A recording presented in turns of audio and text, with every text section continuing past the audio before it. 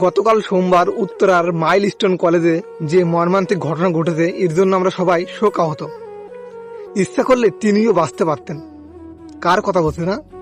তৌকির রহমান, বিমান পাইলট, যিনি তার সবটা দিয়ে চেষ্টা করেছেন কিভাবে এই বিমানটাকে নিয়ন্ত্রণ করা যায়।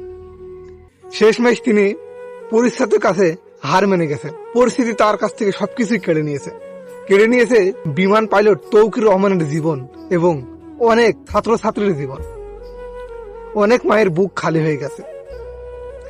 কালকে সোমবার 1টার পরে এই ঘটনাটা ঘটেছে, আর আজকে মঙ্গলবার সারা দেশ জুড়ে তাদের শোক পালন করা হচ্ছে। আজকে শোক দিবস। দোয়া করে এই মানুষগুলা খুব তাড়াতাড়ি সুস্থ হয়ে যাক। যারা মারা গেছে, আল্লাহর কাছে দোয়া করে এই মানুষগুলাকে জান্নাতুল ফেরদৌস দান করুক। এই ঘটনায় যেসব মানুষগুলা মারা গেছে তাদের ফ্যামিলির লোকজনকে আল্লাহ তাআলা ধৈর্য ধারণ করার তৌফিক দান করুক। আসলে কথাই আছে, যে হারায় সেই জানে হারানোর যন্ত্রণা কি। আসলে যেসব ফ্যামিলি তার সন্তানদেরকে হারিয়ে ফেলেছে, আমাদের তো কতটুকু কষ্ট হচ্ছে, একমাত্র তারাই বুঝতে পারছে যে তারা কি হারিয়েছে। তো শেষ পর্যন্ত আমরা শুধু তাদের জন্য দোয়া করব।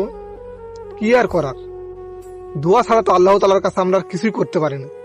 আল্লাহ তাআলার কাছে দোয়া করি, যারা মারা গেছে আল্লাহ তাআলা যেন তাদের জান্নাতুল ফেরদৌস দান করে এবং যারা আহত তারা যেন খুব শীঘ্রই সুস্থ হয়ে বাড়ি ফিরতে পারে। সবাই ভালো থাকবেন।